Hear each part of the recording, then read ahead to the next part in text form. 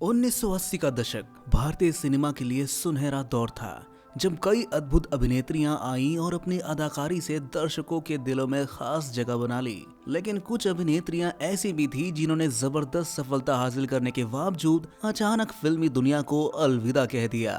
उन्हीं में से एक का नाम है रति अग्निहोत्री का, जो अपनी गजब की अभिनय कला और जबरदस्त स्क्रीन प्रेजेंस के लिए जानी जाती थी। उनकी सबसे खास बात ये थी कि वो जिस भी हीरो के साथ स्क्रीन पर आती, दर्शकों को वो जोड़ी सुपर हिट लगती। उनकी फिल्मों का जादू ऐसा था कि लोग उनके हर किरदार से जुड़ा महसूस करने लगे थे। लेकिन फिर एक ऐसा वक्त आया जब वो अचानक फिल्मी दुनिया से गायब भी हो गई। आखिर क्या वजह थी उनके इस फैसले की? उनकी कहानी में बहुत कुछ छिपा है, जो हमें 80 के दशक के ग्लैमर और सिनेमा की उस चमक दमक की एक अलग ही झलक दिखाता है। दोस्तों, जब कोई अपने करियर के शिखर पर होता है तो उससे उम्मीद की जाती है कि वो अपने जीवन के सबसे अच्छे फैसले लेगा। लेकिन रति अग्निहोत्री ने ऐसा कौन सा फैसला लिया जिसे लेकर वो पूरी जिंदगी पछताती रही? और सबसे चौंकाने वाली बात तो ये है कि वो अपने ही पति के हाथों 3 दशक तक एक बंद कमरे में पिटती रही। आखिर ऐसा क्या हुआ कि उन्हें इस शारीरिक और मानसिक प्रताड़ना को सहते ही रहना पड़ा? क्यों उन्होंने अपनी तकलीफ को दुनिया से छुपाए रखा? 3 दशक तक ये दर्द सहने के बाद आज उनकी जिंदगी कैसी है? क्या वो इस साए से बाहर निकल पाई भी, या अभी भी उनके अतीत की परछाइयां उनका पीछा कर रही है? 10 दिसंबर 1960 को उत्तर प्रदेश के बरेली में एक पंजाबी परिवार में एक नन्ही परी ने जन्म लिया। नाम रखा गया रति अग्निहोत्री। रति की एक बड़ी बहन थी, अनीता अग्निहोत्री। जब रति मात्र 15 साल की थी तब उनका परिवार चेन्नई शिफ्ट हो गया। इस बड़े शहर की चकाचौंध में उनका मासूम चेहरा और उनकी क्यूटनेस हर किसी का ध्यान खींचने लगी। स्कूल में पढ़ाई के साथ साथ उनकी रुचि कुछ अलग करने में थी, कुछ ऐसा जो उन्हें सबसे अलग बनाए। धीरे धीरे उनका दिल थिएटर की दुनिया की ओर खींचने लगा, जहां वो अलग अलग किरदारों में खुद को देखती और महसूस किया करती। एक्टिंग के साथ साथ उन्हें मॉडलिंग का भी जबरदस्त शौक था। जब वो स्टेज पर होती तो ऐसा लगता मानो रोशनी सिर्फ उन्हीं पर पड़ रही हो और कैमरे की चमक में उनका आत्मविश्वास और निखर जाता। थिएटर और मॉडलिंग दोनों उनकी जिंदगी के वो हिस्से बन गए थे जो उनके सपनों को हकीकत में बदलने वाले थे। एक दिन जब रति थिएटर में अपने परफॉर्मेंस दे रही थी तो दर्शकों के बीच एक खास शख्स बैठा था, तमिल सिनेमा के मशहूर फिल्म निर्माता भारती राजा। जैसी उन्होंने रति की एक्टिंग देखी, उनकी आंखों में एक अलग ही चमक सी आ गई। हर एक डायलॉग, हर एक हाव भाव ने उन्हें ऐसा प्रभावित किया कि उन्होंने वहीं बैठकर फैसला कर लिया, यही है मेरी अगली फिल्म की नायिका। बिना कोई देर किए उन्होंने रति को अपनी फिल्म पुथिया वारपुगल के लिए ऑफर दे दिया। ये वही लम्हा था जब कड़ी मेहनत और सच्ची लगन का फल सामने आया। 1979 में जब फिल्म पुथिया वारपुगल रिलीज हुई, किसी ने भी नहीं सोचा था कि ये फिल्म इतनी बड़ी हिट साबित होगी। लेकिन जैसी ये पर्दे पर आई, बॉक्स ऑफिस पर धमाका मचा दिया। पहली फिल्म सुपर हिट हो गई और रति अग्निहोत्री की जिंदगी एकदम से बदल गई। अचानक उनके सामने फिल्मों की लाइन ही लग गई। हर डायरेक्टर प्रोड्यूसर उन्हें अपनी फिल्म में कास्ट करना चाहते थे। लेकिन एक बड़ी समस्या थी, ये सारी फिल्में तमिल और कन्नड़ भाषा में थी और रति को इन भाषाओं का एक शब्द भी समझ में नहीं आता था। वो सिर्फ हिंदी बोल और समझ सकती थी। ऐसे में उनकी पहली फिल्म के हीरो के भाग्यराज ने आगे बढ़कर उनकी मदद की। शूटिंग के दौरान उन्होंने रति को तमिल सिखाने की कोशिश की, डायलॉग समझाए और हर सीन में उनका साथ भी दिया। भाग्यराज ने रति की मेहनत और लगन को देखकर ठान लिया कि वो तमिल भाषा के डायलॉग्स को हिंदी में लिखकर उसे सिखाएंगे। हर दिन घंटों तक रति उन्हीं डायलॉग को दोहराती, सही उच्चारण सीखती और तमिल भाषा की बारीकियों को समझने की कोशिश करती। इस मेहनत का नतीजा ये हुआ कि धीरे धीरे वो तमिल में डायलॉग बोलने लगी। ये सफर आसान नहीं था दोस्तों, लेकिन उसकी लगन और भाग्यराज की मेहनत रंग लाई। देखते देखते 3 साल बीत गए और इस दौरान रति ने तमिल, कन्नड़ और तेलुगु की 32 से ज्यादा फिल्मों में काम करने का मौका पा लिया। इसी बीच मशहूर निर्देशक के बालचंदर ने 1978 की सुपरहिट फिल्म मारो चरित्र का हिंदी रीमेक बनाने का फैसला किया। ये एक ऐसा मौका था जो रति के करियर को नई ऊंचाइयों तक पहुंचा सकता था। जब इस फिल्म की कास्टिंग हुई तो मेकर्स ने रति अग्निहोत्री और कमल हासन को चुना। फिल्म का नाम रखा गया एक दूजे के लिए, एक ऐसी प्रेम कहानी जिसने न सिर्फ बॉक्स ऑफिस पर धमाल मचाया बल्कि दर्शकों के दिलों में गहरी जगह बना ली। इस फिल्म की जबरदस्त कामयाबी ने रति अग्निहोत्री को बॉलीवुड की सबसे चर्चित और टॉप एक्ट्रेसेस की लिस्ट में लाकर खड़ा कर दिया। एक ऐसी फिल्म जिसने सिर्फ एक कहानी नहीं बल्कि सच्चे प्यार की ताकत को बड़े पर्दे पर अमर कर दिया। 1981 में जब ये फिल्म रिलीज हुई तो किसी ने भी नहीं सोचा था कि ये इतनी बड़ी ब्लॉकबस्टर साबित होगी। हर कोई बस इसी फिल्म की बात करने लगा, लेकिन सबसे बड़ा असर पड़ा रति अग्निहोत्री पर। इस फिल्म ने उन्हें सीधा स्टारडम तक पहुंचा दिया। उनकी परफॉर्मेंस को इतना सराहा गया कि उन्हें फिल्म फेयर अवार्ड में बेस्ट एक्ट्रेस के लिए नॉमिनेट तक किया गया। जब फिल्म पूरी तरह बनकर तैयार हो गई तो डायरेक्टर के बालचंदर ने इसे अपने बेहद करीबी दोस्त राज कपूर को दिखाया और उनकी राय जाननी चाहिए। फिल्म खत्म होते ही राज कपूर साहब मुस्कुराते हुए बोले, फिल्म बेहतरीन बनी है, लेकिन अगर इसका अंत थोड़ा खुशहाल होता तो ये और भी बड़ी हिट साबित होती। ये सुनकर के बालचंदर थोड़ी देर तक सोच में डूबे रहे, लेकिन फिर पूरे आत्मविश्वास के साथ बोले, मैंने इस फिल्म को जिस इमोशन और सच्चाई के साथ बनाया है उसे बदला नहीं जा सकता। कहानी का जो अंत होना चाहिए था वो वही रहेगा। मैं इसे वैसे ही रिलीज करूंगा जैसे इसे महसूस किया गया और गढ़ा गया है।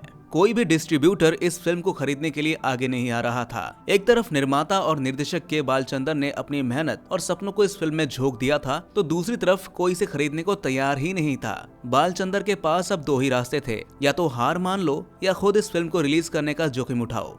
उन्होंने दूसरा रास्ता चुना। अपनी पूरी पूंजी दांव पर लगाकर उन्होंने इसे खुद ही रिलीज कर दिया। लेकिन किस्मत को शायद कुछ और ही मंजूर था। जो फिल्म किसी को फायदे का सौदा नहीं लग रही थी वही बॉक्स ऑफिस पर धमाका मचा गई। महज 10 लाख के बजट में बनी इस फिल्म ने 10 करोड़ से ज्यादा की कमाई कर ली। ये साल की सबसे बड़ी हिट फिल्मों में से एक बन गई। फिल्म का प्लॉट भी लोगों को झकझोर देने वाला था। दो प्रेमियों की ऐसी कहानी जिनका प्यार जाति भेद की दीवारों में कैद होकर रह गया था। जब फिल्म में हीरो और हीरोइन को एहसास होता है कि वो कभी भी साथ नहीं आ सकते तो वो दर्द और बेबसी में पहाड़ से छलांग लगा देते हैं। इस सीन ने समाज पर इतनी गहरी छाप छोड़ी कि देश भर में कई प्रेमी जोड़ी ने अपनी जान देने का फैसला कर लिया। देखते ही देखते ये घटनाएं बढ़ने लगी और माहौल चिंताजनक हो गया। हालात को काबू में करने के लिए सरकार और सामाजिक संगठनों ने इस मुद्दे पर कड़ा रुख अपनाया। उन्होंने फिल्म के मेकर से गुजारिश की कि क्लाइमैक्स को बदला जाए ताकि इसकी वजह से कोई और दुर्घटना न हो जाए। आखिरकार दबाव बढ़ा और फिल्म का अंत बदल दिया गया। लेकिन जैसे ही नया क्लाइमैक्स सामने आया, दर्शकों में नाराजगी फैल गई। लोगों को लगा कि उनकी भावनाओं के साथ खिलवाड़ किया जा रहा है। विरोध इतना तेज हुआ कि मेकर्स को घुटने टेकने पड़े और मजबूरन फिल्म को उसी पुराने क्लाइमैक्स के साथ दोबारा रिलीज करना पड़ा। जब फिल्म एक दूजे के लिए सुपर हिट हुई तो रति अग्निहोत्री की किस्मत ही बदल गई। अचानक से ऐसा दौर आ गया कि बड़े बड़े फिल्म निर्माता और निर्देशक उनके घर बाहर लाइन लगाकर खड़े हो गए। फिर क्या था, रति ने पीछे मुड़कर देखा ही नहीं। एक के बाद एक सुपरहिट फिल्मों की झड़ी लगा दी। उनकी फिल्मों ने दर्शकों का दिल जीत लिया और सिनेमा घरों में धमाल मचा दिया। तवायफ, शौकीन, फर्ज और कानून, रिश्ता कागज का, पसंद अपनी अपनी, मजदूर, कुली जैसी फिल्मों में उन्होंने ऐसी अदाकारी दिखाई कि लोग बस उनके दीवाने हो गए। फिल्म कुली में जब उन्होंने महानायक अमिताभ बच्चन के साथ स्क्रीन शेयर किया तो उनके करियर को एक नया मुकाम मिला। इसके बाद फिल्म तवायफ आई जिसमें उनके शानदार अभिनय के लिए उन्हें फिल्म फेयर अवार्ड में बेस्ट एक्ट्रेस के लिए नॉमिनेट किया गया। उस दौर में उनकी बढ़ती लोकप्रियता और सफल फिल्मों ने इंडस्ट्री की टॉप अभिनेत्रियों को टक्कर देनी शुरू कर दी। फिल्मों के साथ साथ रति उस वक्त संजय दत्त के साथ अपने कथित अफेयर को लेकर सुर्खियों में आ गई। इंडस्ट्री में गॉसिप का बाजार गर्म था। हर कोई उनकी दोस्ती और रिश्ते को लेकर बातें करने लगा। कुछ लोगों ने इसे सच्चाई बताया तो कुछ ने अफवाह करार दिया। लेकिन जो भी था, इस खबर ने उन्हें अचानक ही अलग तरह की लाइमलाइट में ला दिया। उनके करियर के इस पड़ाव पर जब वो एक के बाद एक हिट फिल्म दे रही थी तब उनकी निजी जीवन की ये खबरें भी उतनी ही चर्चा का विषय बन गई थी। रति अग्निहोत्री ने संजय दत्त के साथ कई फिल्मों में काम किया जिनमें मेरा फैसला, जॉनी आई लव यू और मैं आवारा हूँ जैसी सुपरहिट फिल्में शामिल हैं। कहते हैं इन फिल्मों की शूटिंग के दौरान रति और संजय की दोस्ती धीरे धीरे गहरी होती गई और फिर ये दोस्ती एक खूबसूरत रिश्ते में बदल गई। दोनों एक दूसरे के बेहद करीब आ गए थे, इतना कि रति ने एक इंटरव्यू में खुलकर कह दिया कि संजय उनके पहले प्यार थे। संजय दत्त के लिए भी रति कोई आम इंसान नहीं थे, वो भी उनसे बेइंतहा मोहब्बत करते थे। लेकिन प्यार की इस कहानी में कड़वा सच भी था। संजय की जिंदगी में ड्रग्स की गहरी लत, ये लत उनके रिश्ते पर भारी पड़ने लगी। रति अग्निहोत्री ने पूरे जोश और आत्मविश्वास के साथ कह दिया था कि अगर वो शादी करेंगी तो सिर्फ संजय दत्त से ही करेंगी। उनके दिल में बस एक ही नाम था, संजय। लेकिन जब ये बात उनके पिता के कानों तक पहुंची तो वो इस रिश्ते के सख्त खिलाफ थे। उन्होंने रति को समझाया और कहा, संजय सही लड़का नहीं है बेटा, वो बुरी आदतों में फंसा हुआ है, नशे की आदी है वो। क्या वो तुम्हारी जिंदगी संवार पाएगा? तुम खुद सोचो, तुम्हारी खुशी का वो क्या ख्याल रख पाएगा? रति बार बार अपने पापा से यही कहती रही, नहीं, संजय बहुत अच्छे इंसान हैं, वो मेरा बहुत ध्यान रखते हैं। लेकिन रति के पिता को संजय पर भरोसा नहीं था। रति के पापा ने चुपचाप एक तरकीब सोच लिया। उसके हर कदम का हिसाब रखा जाने लगा। फिर एक दिन मौका मिलते ही उन्होंने संजय की नशे की हालत में कुछ सबूत इकट्ठा कर लिया और रति से कहा, संजय का हाल देखो, वो सही लड़का नहीं है तुम्हारे लिए। जो इंसान खुद का ख्याल नहीं रख सकता वो तुम्हारा ख्याल कैसे रखेगा? लेकिन इस बार रति ने अपने पापा की बात मान ली और धीरे धीरे संजय दत्त से दूर जाने का फैसला कर लिया। इस बीच रति के पिता ने उनके लिए एक नया सफर तय कर लिया। उनकी शादी बिजनेसमैन अनिल विरवानी से करा दी गई। शादी के बाद रति ने फिल्मी दुनिया को पीछे छोड़ने का फैसला किया। 1986 में रति अग्निहोत्री की जिंदगी में एक नई खुशी आई। उनके बेटे तनुज विरवानी का जन्म हुआ। उस वक्त उनका घर खुशियों से भरा हुआ था। रति को अब भी कई बड़े ऑफर्स मिल रहे थे, लेकिन उनके पति को ये पसंद नहीं था कि वो दोबारा कैमरे के सामने आए। उन्होंने भी हालात को समझा और अपना पूरा ध्यान परिवार और अपने बच्चों पर दिया। करीब 12 सालों के लंबे अंतराल के बाद साल 2001 में उन्होंने फिल्म कुछ खट्टी कुछ मीठी से बड़े पर्दे पर वापसी की। इसके बाद उन्होंने ना तुम जानो ना हम, तुमसे अच्छा कौन है, रामा रामा क्या ड्रामा है, कांटे, लक जैसी कई फिल्मों में काम किया। फिर साल 2015 में एक ऐसी घटना घटी जिसने हर किसी को हिलाकर रख दिया। 2015 में घबराई हुई रति अग्निहोत्री पुलिस स्टेशन जा पहुंची। उनकी आंखों में डर साफ झलक रहा था और चेहरे पर गहरी चोटों के निशान थे। भारी दिल से उन्होंने पुलिस को बताया कि उनके पति अनिल विरवानी सालों से उन्हें शारीरिक और मानसिक रूप से प्रताड़ित कर रहे थे। उन्होंने ये भी खुलासा किया कि उनके पति उन्हें जान से मारने की धमकियां देते थे, जिससे उनकी जिंदगी एक खौफनाक साए में घिर गई थी। रति की शिकायत पर पुलिस ने तुरंत कार्रवाई की और अनिल विरवानी को गिरफ्तार कर लिया। ये लड़ाई आसान नहीं थी, लेकिन रति ने हिम्मत नहीं हारी। उन्होंने अपनी जिंदगी की बागडोर खुद संभालने का फैसला किया।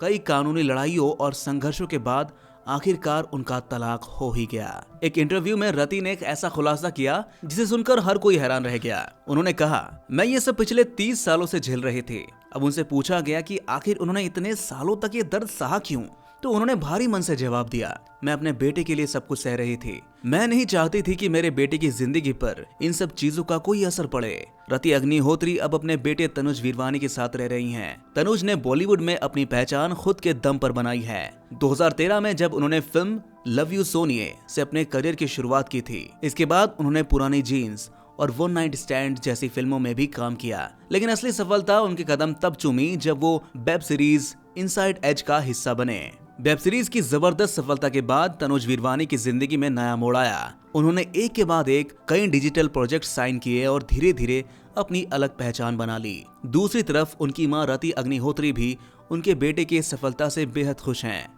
अब वो अपने बेटे के साथ एक खुशनुमा जिंदगी बिता रही हैं, जहां वो न सिर्फ फिल्मों से जुड़ी हैं बल्कि समाज सेवा में भी पूरे जोश के साथ आगे बढ़ रही हैं। उनकी जिंदगी अब सिर्फ ग्लैमर की दुनिया तक सीमित नहीं रही, बल्कि वो उन कामों में भी दिलचस्पी ले रही हैं जो लोगों की भलाई के लिए हो।